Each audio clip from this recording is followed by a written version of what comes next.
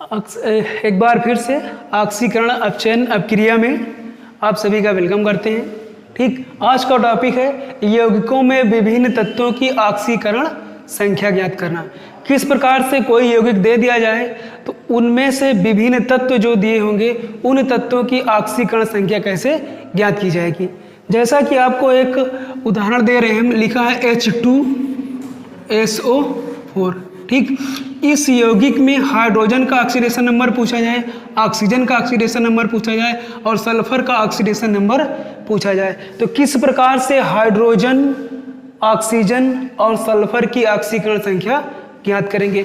नियम में हम लोग पढ़ चुके कि हाइड्रोजन का ऑक्सीडेशन नंबर कितना होता है, प्लस का 1 होता है, ऑक्सीजन का माइनस का 2 होता है, माइनस का 1 होता है और प्लस का 2 भी होता है, और सल्फर का ऑक्सीडेशन नंबर कितना होता है, प्लस का 6 होता है। ठीक, किस प्रकार से हाइड्रोजन का ऑक्सीडेशन नंबर प्लस का 1 आएगा, ठीक, और किस प्रकार से ऑक्सीजन का ऑक्सीडेशन नंबर यहाँ पर -2 आएगा और किस प्रकार से सल्फर का ऑक्सीडेशन नंबर प्लस का 6 आएगा। आज यौगिक में विभिन्न तत्वों की ऑक्सीकरण संख्या ज्ञात करते समय जैसा कि सल्फ्यूरिक एसिड लिखा गया है, इस एसिड का हम लोग संरचना बनाएंगे।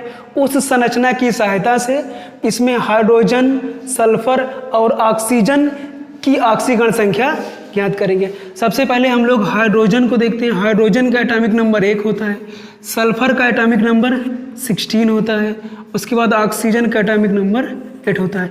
इसका इलेक्ट्रॉनिक कॉन्फ़िगरेशन 1 हो जाएगा, इसका किया जाएगा 2 आ जाएगा और 8 और लास्ट में 6, इसका करोगे 2 हो जाएगा और 6। कोई भी तत्व किसी तत्व से बॉन्ड बनाता है तो उसके बाह्यतम कोश में जितने इलेक्ट्रॉन होते हैं वही दूसरे तत्व से बॉन्ड बनाने में भाग लेते हैं। तो हाइड्रोजन के बाह्यतम कोश में 1 इलेक्ट्रॉन है, ये इलेक्ट्रॉन किसी दूसरे तत्व से बॉन्ड बनाने में भाग लेगा। और सल्फर के बाह्यतम कोश में 6 इलेक्ट्रॉन है, ये 6 इलेक्ट्रॉन किसी दूसरे तत्व से बॉन्ड बनाने में भाग लेंगे।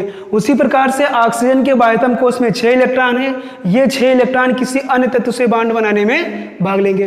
तो सबसे पहले हम लोग सल्फर की संरचना H2SO4 की संरचना बनाते हैं। इसमें केंद्रीय परमाणु को, केंद्रीय तत्व को सल्फर ले लिया जाएगा, केंद्र में सल्फर को रख दिया जाएगा। ऑक्सीजन कितने हैं इस तरह बनाते हैं, सल्फर, उसके बाद ऑक्सीजन 1 हो गया, दूसरा ऑक्सीजन ये हो गया, ठीक, और तीसरा ऑक्सीजन ये हो गया और चौथा ऑक्सीजन ये हो गया। उसके बाद हाइड्रोजन कितने हैं, 2। चाहो तो एक हाइड्रोजन यहाँ, दूसरा यहाँ, चाहो तो एक यहाँ, दूसरा यहाँ, चाहो तो एक यहाँ, दूसरा यहाँ, चाहो तो एक यहाँ और दूसरा यहाँ, किसी भी प्रकार से एडजस्ट कर सकते हो। हमने एक हाइड्रोजन को यहाँ लिख दिया और दूसरे हाइड्रोजन को यहाँ लिख दिया।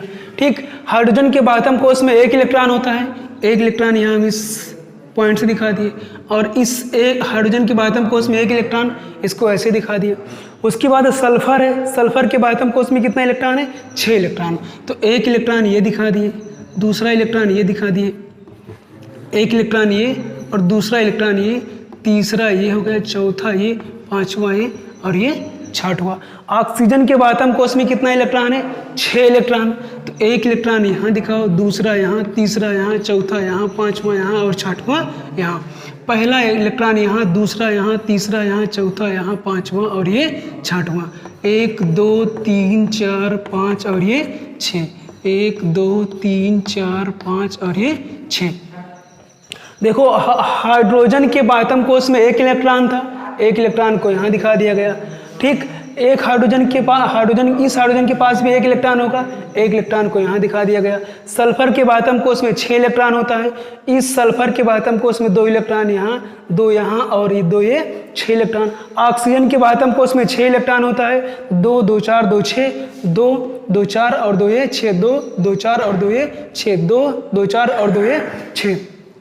तो हाइड्रोजन, ऑक्सीजन और सल्फर के बाह्यतम कोश में जितना इलेक्ट्रॉन था सबको इसमें दिखा दिया गया। और कोई तत्व किसी तत्व से बॉन्ड बनाते समय या तो अपना वो डुप्लेट पूरा करेगा, ठीक है, डुप्लेट पूरा करेगा, और या तो अपना वो ऑक्टेट पूरा करेगा, या तो अपना वो डुप्लेट पूरा करेगा या तो ऑक्टेट पूरा करेगा, यानी कि वो तो या तो अपना 2 इलेक्ट्रॉन पूरा करेगा या तो 8 इलेक्ट्रॉन पूरा करेगा। तो हाइड्रोजन के बाह्यतम कोश में 1 इलेक्ट्रॉन है, ऑक्सीजन से 1 इलेक्ट्रॉन लिया, इस हाइड्रोजन का डुप्लेट कंप्लीट हो गया। इस हाइड्रोजन के पास 1 इलेक्ट्रॉन है, इस वाले ऑक्सीजन से 1 इलेक्ट्रॉन लिया, इस हाइड्रोजन का डुप्लेट कंप्लीट हो गया। इस ऑक्सीजन के पास 2, 2 4 और 2 ये 6 इलेक्ट्रॉन। इस ऑक्सीजन ने 1 इलेक्ट्रॉन इससे शेयर किया, ठीक, फिर इससे 1 ले लेगा तो इसके पास टोटल कितना इलेक्ट्रॉन हो जाएगा? 2, 2 4, 2 6 और 1 ये 7। इसको ऑक्टेट पूरा करने के लिए 1 इलेक्ट्रॉन की और आवश्यकता है, तो 1 इलेक्ट्रॉन इस सल्फर से ले लेगा, इसका ऑक्टेट कंप्लीट हो गया। उसके बाद यहाँ देखो इस ऑक्सीजन ने अपना 1 इलेक्ट्रॉन इस हाइड्रोजन को दिया, इस हाइड्रोजन से 1 इलेक्ट्रॉन लेगा, 1 इलेक्ट्रॉन ले लिया तो 1 ये 2, 2 ये 4, 2 ये 6 और 1 ये 7। इस ऑक्सीजन के पास कितना इलेक्ट्रॉन हो गया? 7 इलेक्ट्रॉन। कितना चाहिए? 1 इलेक्ट्रॉन हम सल्फर से ले लिए, इसका भी ऑक्टेट कंप्लीट हो गया। इसका डुप्लेट कंप्लीट और इसका डुप्लेट कंप्लीट, इस वाले ऑक्सीजन का ऑक्टेट कंप्लीट और इस वाले ऑक्सीजन का ऑक्टेट कंप्लीट। उसके बाद सल्फर में 2, 2 4 और 2 ये 6। इसके पास 6 इलेक्ट्रॉन है, इसको ऑक्टेट कंप्लीट करने के लिए 2 इलेक्ट्रॉन चाहिए। इस सल्फर ने 1 इलेक्ट्रॉन इस ऑक्सीजन को दिया, इस ऑक्सीजन से 1 इलेक्ट्रॉन ले लेगा, इसके पास 6 हो गए। उसके बाद इस ऑक्सीजन को भी 1 इलेक्ट्रॉन दिया, इससे 1 इलेक्ट्रॉन ले लेगा तो इसका ऑक्टेट कंप्लीट हो जाएगा, ठीक। उसके बाद फिर से देखो इस सल्फर के पास अभी 2 इलेक्ट्रॉन बचा हुआ है, इस सल्फर के पास भी 2 इलेक्ट्रॉन बचा हुआ है। उसके बाद यहाँ पर इस वाले ऑक्सीजन के पास कितना? 2, 2 4, 2 6 इलेक्ट्रॉन है, इसके पास 2, 2 4 और ये 2 6 इलेक्ट्रॉन है। ये अपना ऑक्टेट कंप्लीट करने के लिए इस सल्फर से 2 इलेक्ट्रॉन को ले लेगा, इसको बोलते हैं वन साइडेड शेयरिंग हो जाएगी, ठीक। ये सल्फर अपना 2 इलेक्ट्रॉन इसको दे देगा, इसके पास 6 थे, 2 यहाँ से पाएगा, 8 हो जाएगा। उसी प्रकार से इस ऑक्सीजन के पास कितना इलेक्ट्रॉन है? 6 इलेक्ट्रॉन। सल्फर से वन साइडेड शेयरिंग होगी और इसका ऑक्टेट कंप्लीट हो जाएगा। आप चाहो तो यहाँ डबल बॉन्ड बना सकते हो, ठीक। तो इस प्रकार से इसका डुप्लेट कंप्लीट हुआ, इसका डुप्लेट कंप्लीट हुआ, इसका ऑक्टेट हुआ, इसका ऑक्टेट हुआ, इसका ऑक्टेट हुआ, इसका ऑक्टेट हुआ और इसका ऑक्टेट हो गया। इसके बाद इसका संरचना बनाओगे तो यहाँ पर hydrogen single bond, oxygen single bond, sulphur single bond, oxygen single bond, hydrogen. उसके बाद इस सल्फर से एक ऑक्सीजन, यहाँ पर चाहो तो उप सहसंयोजन बंध बोलते हैं, चाहे वैसे जोड़ दो चाहे यहाँ पर डबल बॉन्ड लगा दो तब भी ठीक है। इसी सल्फर से एक ऑक्सीजन का ऊपर डबल बॉन्ड लगा हुआ है, इस डबल बॉन्ड को लगा दो ऐसे, ठीक। तो H2SO4 की संरचना कुछ ऐसे हुई। तो इसमें हाइड्रोजन का, ऑक्सीजन का, सल्फर का, ऑक्सीजन का, हाइड्रोजन का, फिर ऑक्सीजन का, फिर ऑक्सीजन से किस प्रकार से ऑक्सीजन का, ठीक, उसके बाद सल्फर का और हाइड्रोजन का ऑक्सीडेशन नंबर ज्ञात करेंगे। पहले पहुंचा जाए आवर्त सारणी में। यहीं पर देखो आवर्त सारणी कुछ ऐसे बनी होती है, ठीक है। यहाँ पर नाइट्रोजन होगा, ऑक्सीजन होगा और ये फ्लोरीन होगा। पूरी आवर्त सारणी में सबसे अधिक विद्युत ऋणात्मक तत्व फ्लोरीन होता है, उसके बाद ऑक्सीजन होता है, उसके बाद नाइट्रोजन होता है, उसके बाद क्लोरीन होता है, उसके बाद ब्रोमीन होता है, ठीक। जो अधिक इलेक्ट्रोनेगेटिव तत्व होगा या जो अधिक विद्युत ऋणात्मक तत्व होगा वह अपने से बगल वाले से इलेक्ट्रॉन को खींच लेगा।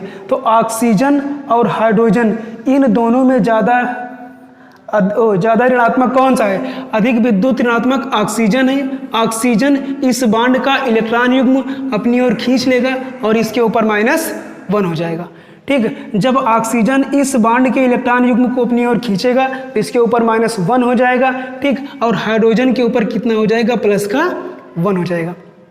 इसी प्रकार से इस वाले ऑक्सीजन और इस वाले हाइड्रोजन में देखा जाए तो इस बॉन्ड को बनाने में 2 इलेक्ट्रॉन भाग लेंगे, ठीक। और ऑक्सीजन हाइड्रोजन से अधिक विद्युत ऋणात्मक है और ये इलेक्ट्रॉन युग्म को खींचेगा, इसके ऊपर -1 हो जाएगा और इस हाइड्रोजन के ऊपर +1 हो जाएगा।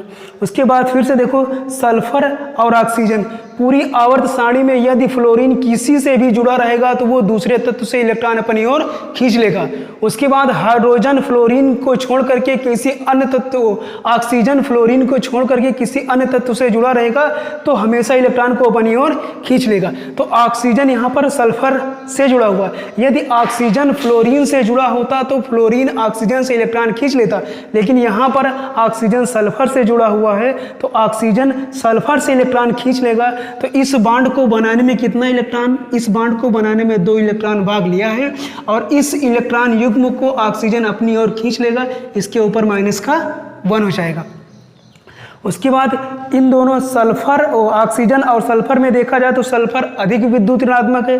ऑक्सीजन सल्फर से यानी इस बॉन्ड के इलेक्ट्रॉन युग्म को अपनी ओर खींच लेगा तो ऑक्सीजन के ऊपर एक माइनस और आ जाएगा। उसके बाद जब ऑक्सीजन ने सल्फर से एक इलेक्ट्रॉन खींचा तो इस वाले सल्फर के ऊपर कितना प्लस आ गया, एक प्लस आ गया।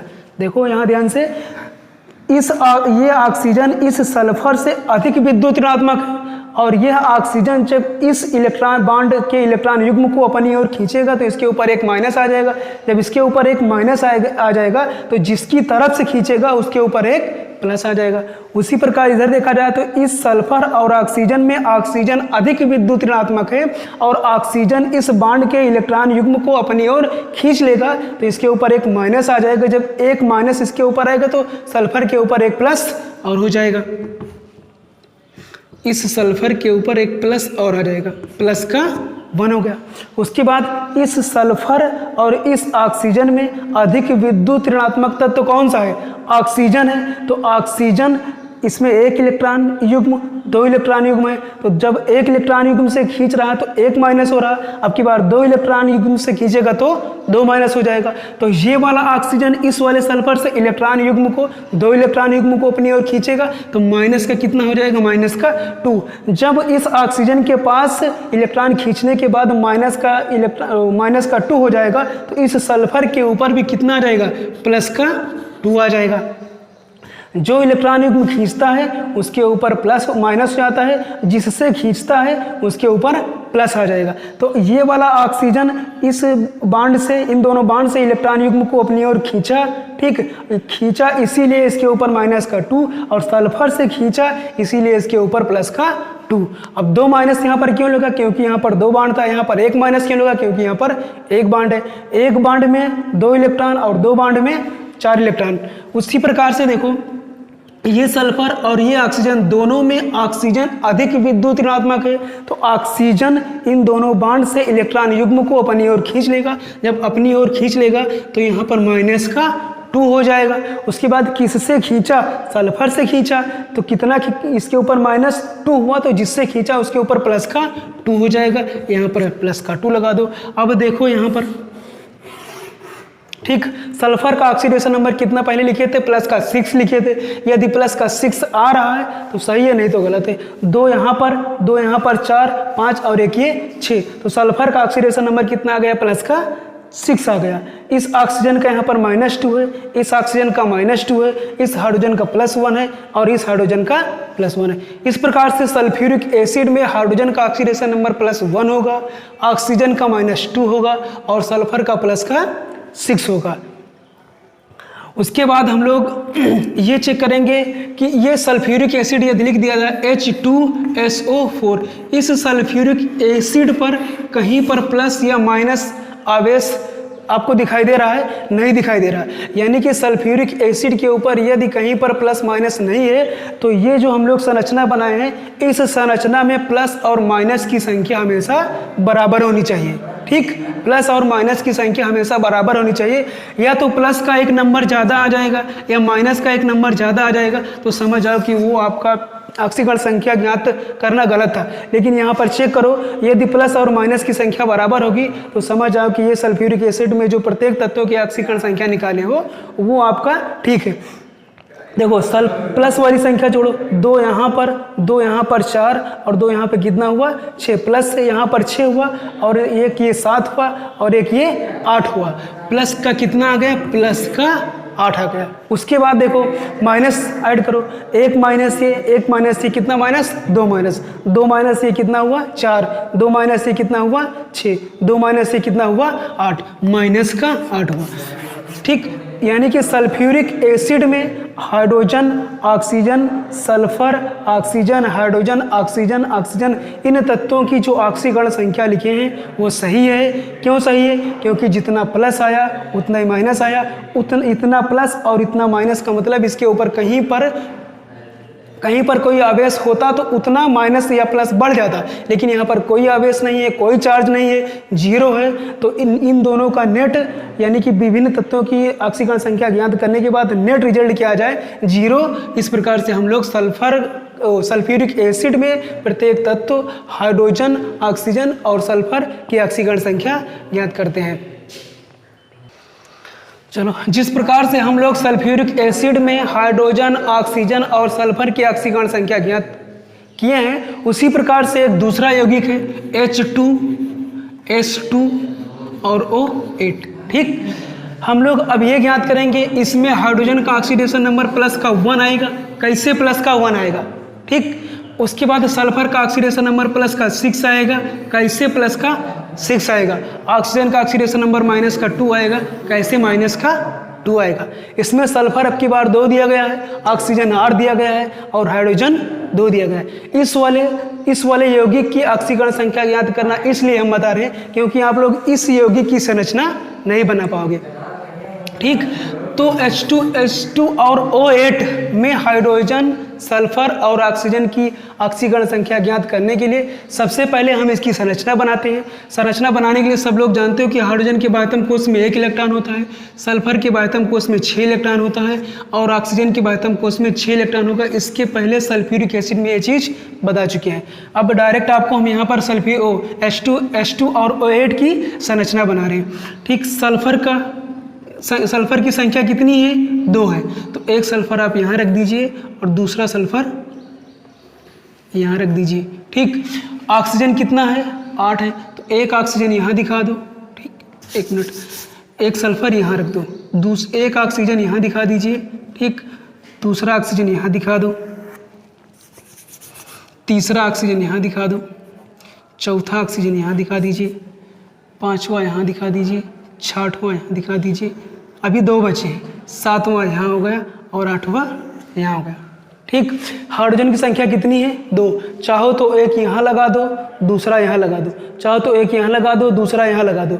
एक हाइड्रोजन यहाँ लिख सकते हो, दूसरा यहाँ लिख सकते हो, एक यहाँ लिख सकते हो, दूसरा यहाँ लिख सकते हो, एक यहाँ लिख सकते हो, दूसरा यहाँ, किसी भी प्रकार से इस हाइड्रोजन को सेट कर सकते हो। हमने एक हाइड्रोजन को यहाँ सेट कर दिया और दूसरे हाइड्रोजन को यहाँ सेट कर दिया। ठीक, सब कुछ जैसे सल्फ्यूरिक अम्ल में बनाए थे उसी प्रकार से सब में इलेक्ट्रॉन भर करके सबका ऑक्टेट और डुप्लेट कंप्लीट कर लेना है।